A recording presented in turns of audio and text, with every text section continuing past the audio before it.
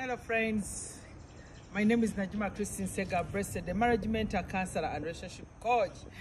Welcome to this space. Welcome.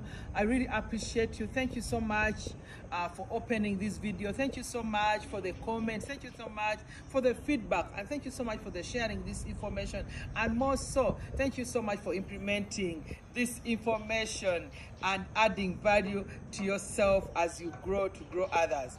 My dear friends, in this episode I want to share something which is dear to me. Being a marriage counselor, of course, my passion is to see people enter, join marriage, enter, get committed to their relationship, enter the marriage, enjoy the marriage, and thrive in their marriages. So many people have come to me. Yes, you are telling us to enjoy the marriage, but there are these things which are failing us. There are these things which are really disturbing us. Yes, what am I saying this evening? In any relationship, is bound to have a conflict, disagreements. There are times you don't agree with your spouse.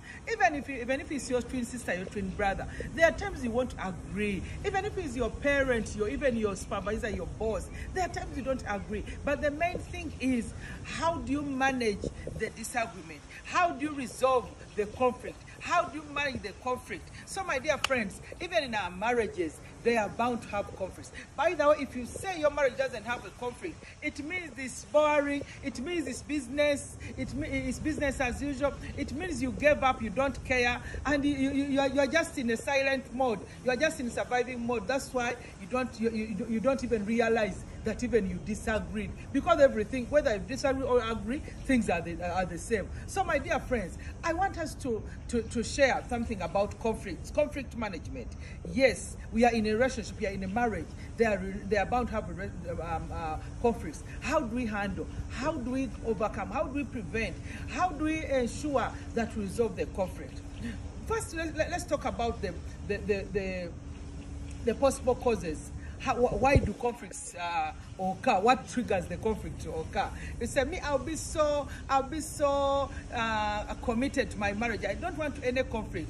All of us, when we just got married, we just say, I'm in love with this person. You are walking here, he was over and over. You are just having those butterflies. You don't think really you can have any conflict. Yes, all of us were there, but now you are in the reality. The reality hits and say, there comes the conflict. How can you prevent it? How can you know the trigger and even stop it even before it happens?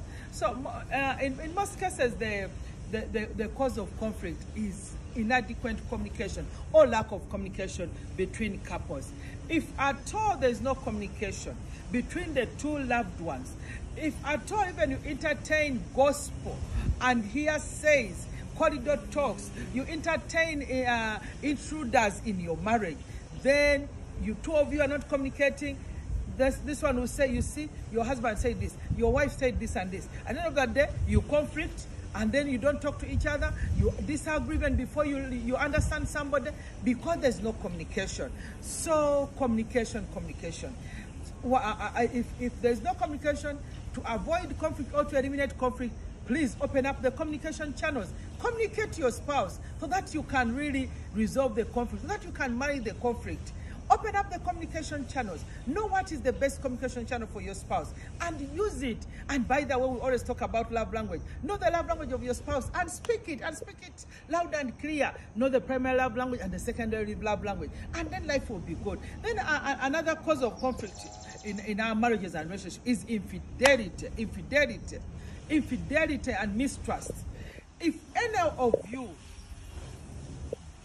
you cheat on your spouse, that one will cause a conflict. Even if it's a man or a woman, if there's any infidelity in a marriage, in a relationship, that one is automatically, unless somebody is not healthy, unless somebody is mad or sick.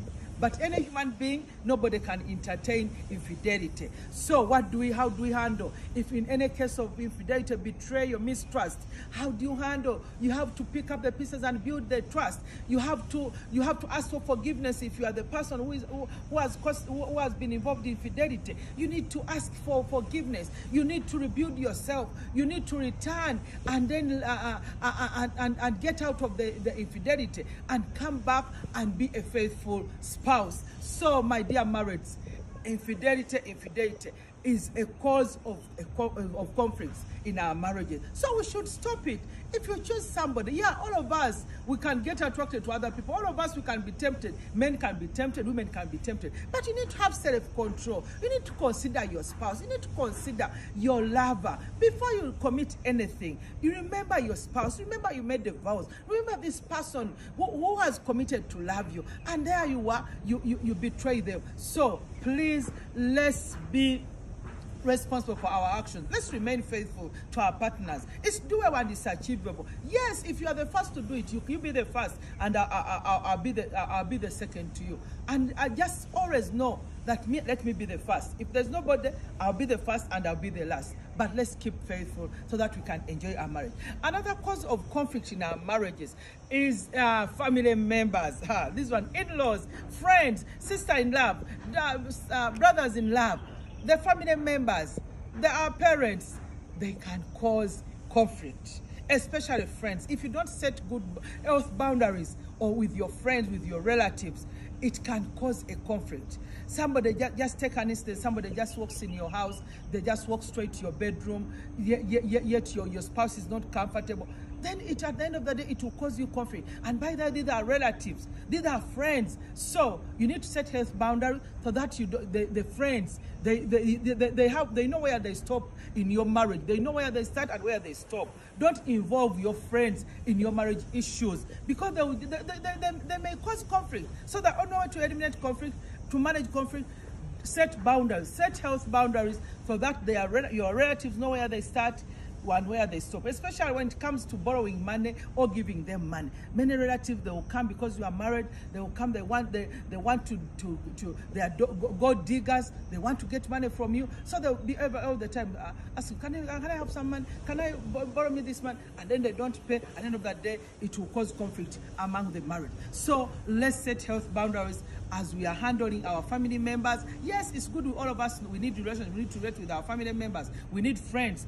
But you need to set boundaries, know where you can stop, so that you can avoid such conflicts. Another cause of conflict in our marriages, of course, financial management. We all love money, but if money is not managed well, if it's not managed well by one person or one partner, it will cause conflict. And more so if you are not open to each other. Share the your financial ability. Share your financial challenges. Share your savings, your income. Be open to your spouse regarding finances. If you can be open to somebody you love, why not be open regarding finances? So if you are not open with your finances, somebody will assume maybe he has made 10 million. Maybe she has made this. Maybe this and this. She doesn't care about me. She has money, but she doesn't care. This and this. Then another day, you conflict. So to avoid such conflicts, to manage such, to put a stop at such a trigger, please be open with your spouse. And by the way, my dear marriage, if your spouse is open to you regarding finances, support her, support him, build her, build him. Don't just you see that money all along you are making that money. Me, I don't know even where we are going. No, if you discourage him, he or she will shut up, and then we will always keep secrets regarding financial management. So, my dear friends, we need to be sensitive, we need to be sober, we need to be alert, so that we can be able to manage conflicts. And more so, where possible, we can prevent conflicts to occur. But most important, if any conflict occurs in your marriage, please make sure two of you take time and resolve it. Take time and talk about it.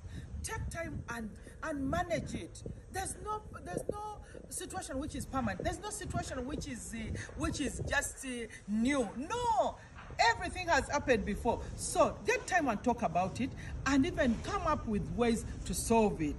And if two of you fail, then you can involve a third person. The third person may be your confidant, you may be your marriage mentor, marriage counselor, your marriage coach.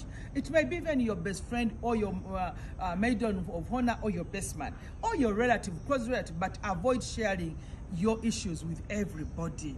Let's avoid sharing marriage issues with everybody. Let's keep it private. Let's keep it private. In the next episode, I'll share more of how to handle the conflict management in our marriages. But please, please, let's not engage in silent treatment and just say ignore. No, that it will at the end of the day, it will cause depression, it will cause anxiety, it will cause insecurity, it will cause a lot of unrest in your marriage. And by the way, you won't enjoy your marriage. So let's resolve these conflicts and thrive in our marriages. Remember, it's me and you, it's my responsibility, it's your responsibility. Don't point finger at your husband or at your wife. It is your responsibility to resolve the conflict. It's my responsibility to resolve the conflict. We are leaving no one behind, and we are determined to thrive in our marriages. Thank you.